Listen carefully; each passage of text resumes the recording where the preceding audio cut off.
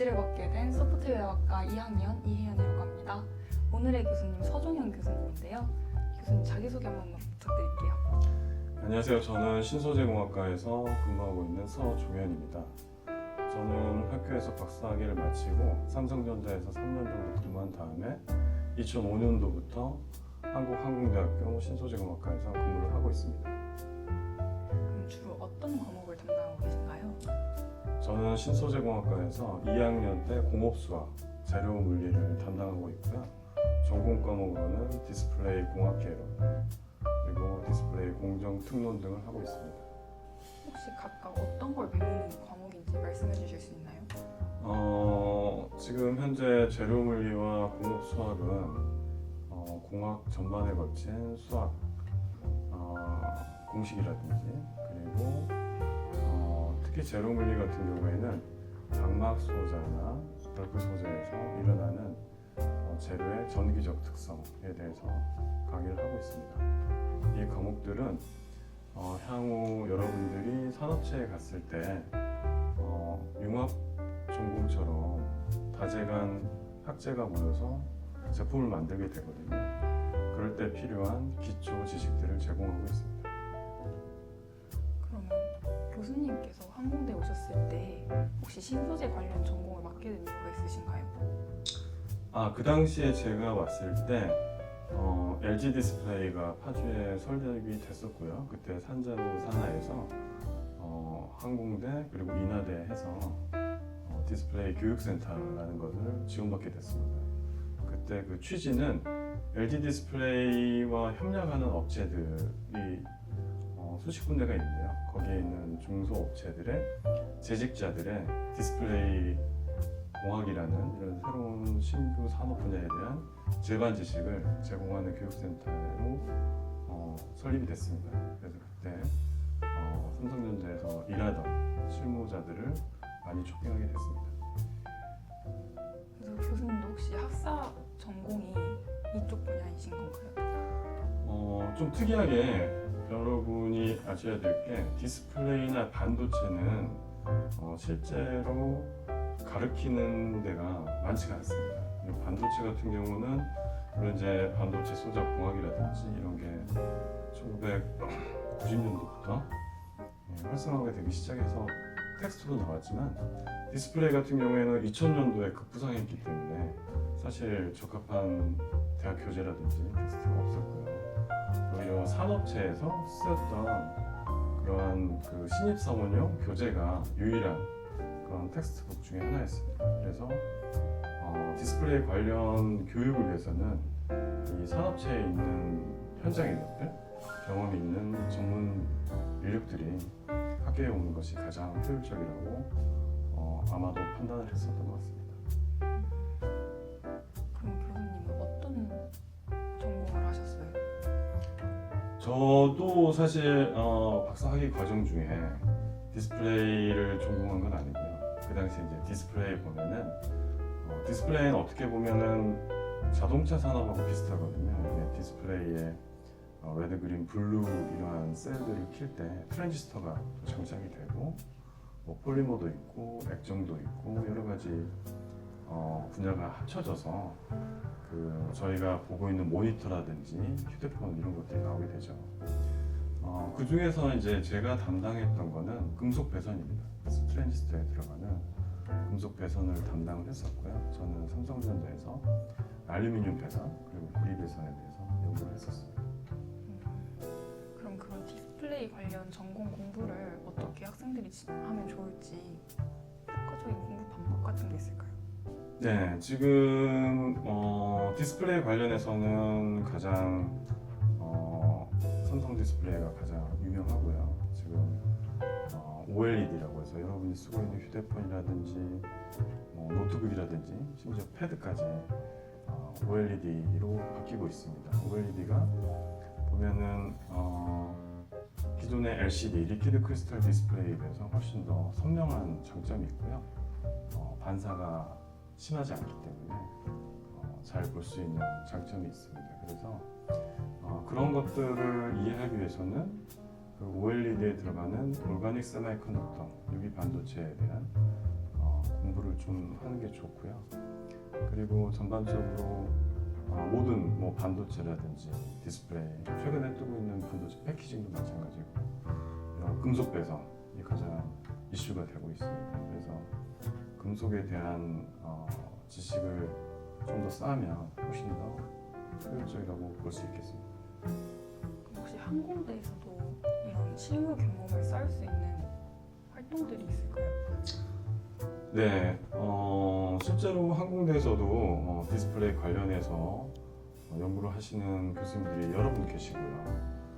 최근에는 이제 디스플레이 관련 일을 하셨던 분들이 최근에는 반도체, 패키징과 유사한 공정이 많기 때문에 그쪽으로도 확장해서 많이 연구를 진행하고 있습니다. 저도 마찬가지로 반도체 후공정이 뭐 HBM이라든지 그다음에 유리기판 패키징이라든지 이런 데까지 구리배선이 사용되기 때문에 제가 그 전에 했던 연구를 바탕으로 해서 구리배선 관련해서 패키징 업체에서도 연구를 하고 있습니다. 계속 그럼 패키징 관련해서 연구를 진행하고 계신 건가요, 지금도? 앞으로 제가 봤을 때는 최근에 이제 트렌드가 좀 많이 바뀌어서 반도체를 보시면 반도체 전공정 있고 후공정인데 보통 이제 후공정 쪽을 패키징이라고 하죠. 최근에 이슈가 되고 있는 HBM이라든지 아니면은 AI 반도체 칩이라든지 모두 다 패키징 분야에 속하기 때문에 앞으로는 패키징이 굉장히 유력한 분야가 될 거라고 저는 예상을 하고 있습니다. 그리고 이런 패키징 분야는 앞단에 있는 반도체 칩을 만드는 거하고 다른 공정이 많이 쓰이거든요. 그래서 도금이라든지 아니면 전기관이라든지 이런 부분이 많이 쓰이기 때문에 그런 쪽에 공부를 한다면은 충분히 패키징 분야로 진출할 수 있다고 생각하고 있습니다. 그럼 지금 진행하고 계시는 연구에 대한 주제 같은 것도 혹시 알 수 있을까요? 네, 저는 지금 하고 있는 분야가 유리기판 쪽인데요. 지금 반도체 패키징에서 보시면은 반도체 칩을 적층하면서 점점 그 반도체 PCB와 칩 사이에 이런 배선의 차이가 생기거든요. 그거를 줄여주기 위해서 인터포저라는 층이 생기게 돼 있고요. 그 인터포저를 그 전에는 폴리머라든지 이런 유기 소재를 했었습니다. 그런데 이제 고속으로 데이터를 전송하는 AI 시스템이라든지 이렇게 되면은 이런 고속 전송에 폴리머가 불리하기 때문에 유전율이 좋은 유리기판이라든지 이런 형태로 가게 돼 있죠. 그래서 가장 최근에 한 1, 2년 전부터는 유리기판이 패키징에 쓰일 거라고 예측을 해서 많은 연구자들이 그 분야에 집중해서 연구를 하고 있습니다. 저희 연구실은 특히 유리기판에서 구리배선을 어떻게 하면 효율적으로 생성할 수 있을 것인가에 대해서 전기화학적으로 연구를 하고 있습니다. 그러면 교수님 연구실에 있는 학생들은 보통 학과가 어떻게 분포가 되나요? 학과는 저희가 지금 반도체 신소재 쪽하고 그리고 잠깐만요. 이거 제가 잠깐 생각이 안 나서 이건 약간 좀 커트를 해야 될 것 같아요. 긴장되네.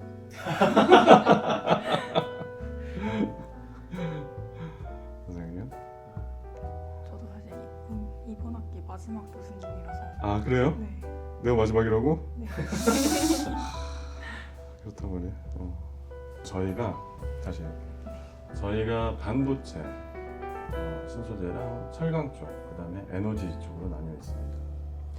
자, 아마 반도체 쪽은 저희가 이제 여러분이 알고 계시는 국내 반도체 회사들 쪽으로 아마 졸업 후에 취직이 대부분 가능하고요. 그다음에 철강은 포항제철이라든지 이런 여러 가지 철강 회사들. 에너지 재료는 2차 전지라든지 이런 쪽으로 진출하게 되어 있습니다. 그럼 주로 연구를 하기 위해서 학생들이 지원을 하잖아요. 굉장히 많은 학생들이 지원을 할 것 같은데 교수님은 어떤 학생상을 원하시나요? 저는 실제로 가급적이면은 본인이 실험을 주도하고 그 실험 결과를 해석할 수 있는 학생을 원하는데요. 가령 예를 들어서 학부 과정 중에 대부분 실험 과목이 있기 때문에 실험을 진행하지만 대부분은 주어진 실험 조건이 주어진다든지 그거를 원하는 결과가 이미 있는 상태에서 하는 경우가 많습니다. 하지만 이제 실제로 산업차 일을 하다 보면 그런 경우는 좀 많이 동떨어져 있는 경우가 많거든요. 그래서 제약 조건이 있다든지 그런 부분들을 본인이 실험 설계를 해서 결과를 가지고 분석할 수 있는 능력을 가지고 있는 학생이 있으면 좋을 것 같습니다. 그러면 교수님께서 연구를 진행하면서 겪었던 소소한 에피소드 같은 게 있을까요? 제가 연구를 진행하면서 겪었던 소소한 에피소드 중에 가장 기억에 남는 거는 제가 회사에 있을 때 했던 건데요. 제가 지금은 이제 갤럭시 폴더폰이 상용화가 됐지만 그 당시에는 그게 초창기 모델이었습니다. 그래서 그 당시 저희가 진행했던 과제가 구부리는 LCD였거든요. 그래서 최초로 저희가 시도를 했었고 그 전에는 일본 샤프가 그 흑백 화면으로 2.4인치 정도의 그런 플렉서블 디스플레이를 개발했었습니다. 그 당시 제가 재직할 때 그 샤프를 뛰어넘는 5인치 컬러 LCD를 개발하는 게 제 목표였고 그때 소수 정말 한 서너 명 되는 인력들이 한꺼번에 같이 집중적으로 해서 연말에 그걸 달성했을 때 처음으로 공대 오길 참 잘했다라는 생각이 들었던 것 같습니다. 그만큼 뭔가 이렇게 성취감이 있는 큰 프로젝트에 참여하는 것은 좋은 기회라고 생각하고 있습니다. 이런 좋은 전공이 있는데 이제 저희 항공대가 자유전공제를 시작을 했잖아요. 그래서 1학년 학생들이 2학년 올라가면서 이제 전공을 선택해야 되는데 이 반도체 신소재 공학과 교수님으로서 학과랑 이제 앞으로 진로를 어떻게 설계할 수 있는지에 대해서 간단하게 소개해 주실 수 있나요? 제가 생각했을 때 유사일의 신소재가 가장 각광받는 시대가 지금이 아닌가 생각을 하거든요. 사실 신소재라는 거는 대부분 그 산업체에서 쓰는 신소재들이 대부분 일본이나 독일 쪽에서 만들어 놓은 소재를 많이 썼습니다. 왜냐하면 성능이 검증이 됐었고 그만큼 역사도 있기 때문에 저희 나라 제품이 잘 못 들어갔었죠. 그런데 최근에 뭐 AI라든지 뭐 HBM도 마찬가지고요. 첨단 산업 분야가 이제는 이제 좀 더 많은 소재를 필요로 하고 있습니다. 왜냐하면 급격하게 변하기 때문에 기존의 소재로는 해결을 못하는 부분들이 많죠. 그러다 보니까 실제로 신소재 공학과에서 새로운 소재를 만들어서 그걸 산업체에 공급할 수도 있고 그런 기회가 상당히 많이 열려 있습니다. 그런 측면에서 봤을 때 반도체 신소재 공학과는 최근에 이런 트렌드에서 상당히 저는 핵심 분야에 속한다고 생각을 하고 있고요. 왜냐하면 대부분의 이러한 고도화된 기술들이 대부분은 설계에 의해서 해결이 되지만 그 가장 버틀넥이 어떻게 되냐면 소재에 의해서 막히게 되거든요. 그럴 때 그걸 뛰어넘는 기술들이 대부분 소재에서 나오기 때문에 반도체 신소재 공학과는 그런 분야에 있어서 상당히 강점이 될 수 있다라고 생각하고 있습니다. 그럼 학생들이 이 학과를 선택을 할 때 고려해봤으면 좋겠다 하는 점이 있을까요? 네, 제가 생각하고 있는 거는 본인만의 강점을 만들 수 있게끔 커리큘럼을 잘 선택하면 좋겠다는 생각을 하고 있습니다.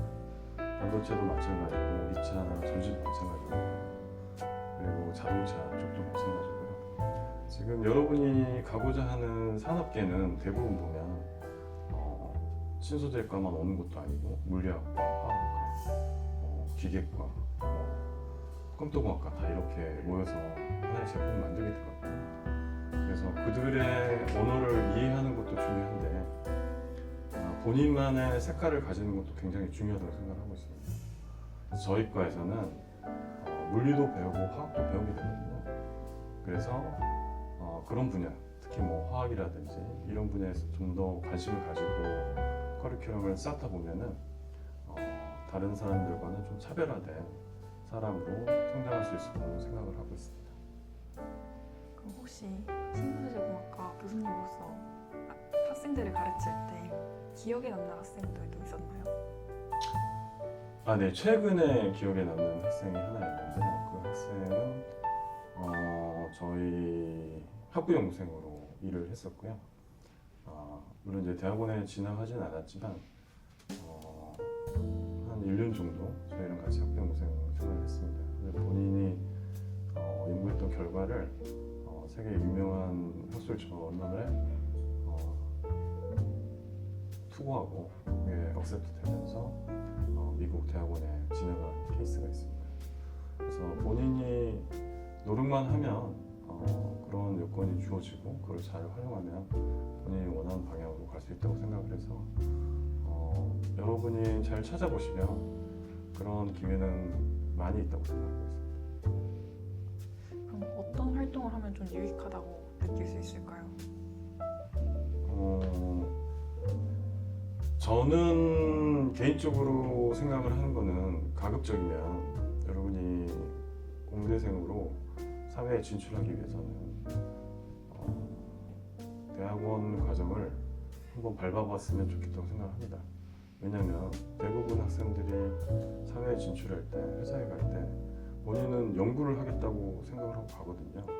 하지만 이제 학부를 마친 분들한테 회사에서 연구를 담당시키는 경우가 굉장히 드뭅니다. 대부분은 제품의 품질 관리라든지 이런 쪽으로 많이 가게 되거든요.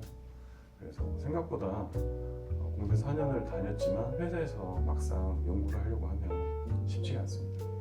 그렇기 때문에 대학원 과정을 가서 석사학위를 받을 뿐이어서 그런 보고서를 작성한다든지 아니면은 논문을 쓰는 작업을 해보는 게 바람직하고요. 만약에 그렇게 안 될 경우에는 어떤 실험실이든지 개방이 되어 있을 테니까 학부연구원으로 들어가서 학부연구생으로 한 1년 정도 하면서 실제 어떤 식으로 연구를 하게 되는지 경험해보고 그다음에 보고서를 쓴다든지 발표를 해보는 거는 사회에 나왔을 때 굉장히 큰 도움이 될 거라고 생각하고 있습니다.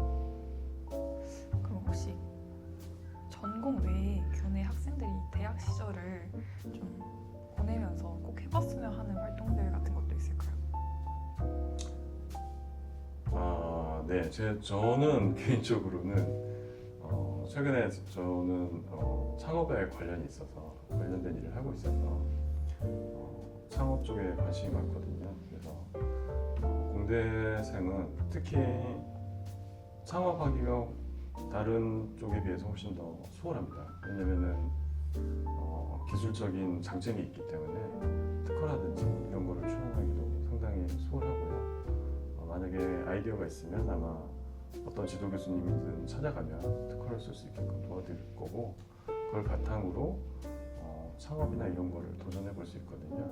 그래서 몇 년 전부터는 저희 나라가 상당히 대학생들한테 창업이라든지 특허 작성이라든지 이런 데 관련해서 정부에서 지원을 많이 하고 있어요. 저는 개인적으로 공대생들이 창업을 직접 하지 않더라도 그 창업하는 과정에 참여함으로써 교과서 외적으로 얻을 수 있는 게 굉장히 많다고 생각을 합니다. 그래서 가급적이면 그런 창업 동아리라든지 아니면 창업 대회라든지 특허 경진 대회라든지 이런 거에 한번 참여해 보는 게 본인이 만약에 공대생으로서의 공대생으로서 커리어를 계속 쌓아간다면 전반적으로 도움이 될 것이다. 왜냐하면 창업을 하게 되면 어디 가서 발표도 해야 되고요. 자기 아이디어에 대해 발표도 해야 되고 그 발표를 기반으로 해서 투자를 받기도 하거든요. 그리고 그 투자를 받았을 때 조그맣게 회사를 운영한다든지 그렇게까지 성장할 수 있기 때문에 그 회사라는 시스템에 대해서 전반적으로 이해할 수 있는 좋은 기회라고 생각하고 있습니다. 굉장히 유익한 활동인 도움이 되겠네요. 혹시 교수님 취미 같은 거 있으세요? 아, 저는 특별한 취미가 그렇게 있진 않습니다. 여행 가는 건 좋아하고요. 네, 여행은 상당히 좋은 활동이라고 생각을 하고 있습니다. 그래서 여행을 가게 되면 새로운 시각으로 문제를 바라볼 수 있고, 그리고 새로운 아이디어도 많이 생기게 되거든요. 그래서 여행을 가는 거를 취미로 하고 있습니다. 추천해줄 만한 여행지 있을까요? 추천해줄 만한 여행지는 사람마다 다 달라서 저는 개인적으로는 바다 있는 쪽을 많이 좋아하거든요. 그래서 부산이나 속초 이런 쪽 좋아합니다. 힐링 여행 좋아하시는군요. 아, 네, 뭐 힐링 여행이라고 할 수도 있는데 바다를 보면 좀 뭔가 이렇게 좀 스트레스 풀리는 느낌이 좀 들더라고요. 이제 거의 마지막인데요. 이제 학생들이 살면서 가졌으면 하는 그런 마인드셋 같은 게 있을까요? 사실 저는 이 부분에서 좀 생각을 해봤었는데 제가 좀 시간이 지나면 또 다르게 말할 수도 있을 것 같습니다. 하지만 이제 최근에 드는 생각은 본인만의 좀 스토리를 가졌으면 좋겠다는 생각을 하고 있습니다. 제가 이제 창업도 하고 그리고 어디 가서 발표도 하고 그러다 보니까 많은 것들이 사실은 스토리라는 생각이 들더라고요. 스토리텔링이다. 그래서 어디 창업을 해서 어디 경진대회 나가도 같은 아이디어를 어떻게 본인이 이야기를 하느냐에 따라서 심사위원들이 잘 다르게 받아들일 수도 있고요. 그리고 어떻게 보면 창업 동기라든지 창업 사업 아이템이라든지 이런 것도 어떻게 스토리를 만드냐에 따라서 받아들이는 사람들이 더 호감을 느낄 수 있는 것처럼 공학을 하는 사람들도 어떻게 보면 본인의 기술에 대해서 스토리텔링을 잘해야지만 회사 내에서도 인정받을 수 있다고 생각을 하거든요. 그래서 가급적이면 본인만의 스토리텔링을 할 수 있는 그런 것들을 커리큘럼상에서 좀 찾아라, 저는 말을 하고 있습니다. 신소재공학과가 전국에 굉장히 많거든요. 그래서 배우는 커리큘럼이 다 대부분 비슷비슷합니다. 연력학이라든지 그다음에 반도체 공학이라든지 다 비슷비슷하기 때문에 여러분이 이제 사회에 진출하고 산업계에 나가게 되면 비슷한 커리큘럼을 가지고 있는 사람들하고 경쟁을 하게 되거든요. 그럴 때 좀 차별화된 스토리를 가지고 있는 사람만이 좀 더 살아가기 수월하지 않을까 하는 생각을 하고 있습니다. 그래서 학부 과정 중에도 본인이 특히나 관심이 있는 과목이 있으면 좀 더 깊게 공부를 해보고 그 다음에 그걸로 자기만의 좀 스토리를 만들어보는 것도 좋지 않을까 생각을 하고 있습니다. 본인만의 스토리를 만들어라는 네, 거죠. 그렇죠. 되게 좋은 말씀이네요. 그럼 이제 마지막으로 반도체 신소재 공학과 학생들한테 남기고 싶은 말 있으실까요? 반도체 신소재 공학과 제가 생각할 때는 전망이 아주 밝습니다. 그렇기 때문에 여러분이 오셔서 여러 가지 과목을 배워보시고 방금 전에 말씀드린 것처럼 남들과는 좀 다른 형태로 커리큘럼을 조합을 하셔가지고 졸업하실 때 좀 특색 있는 공대생으로 졸업할 수 있으면 좋겠습니다. 네, 감사합니다. 네. 면접 끝나고 뭐 하실 건가요? 이제 강의 준비하고 강의. 이거 인터뷰가 생각보다 어려운데 이거? 나 이게 사실은 이게 좀 뭔가 이렇게 대본을 좀 쓰고 나름 생각을 해봤는데 막상 질문 받으니까 생각이 하나도 안 나요.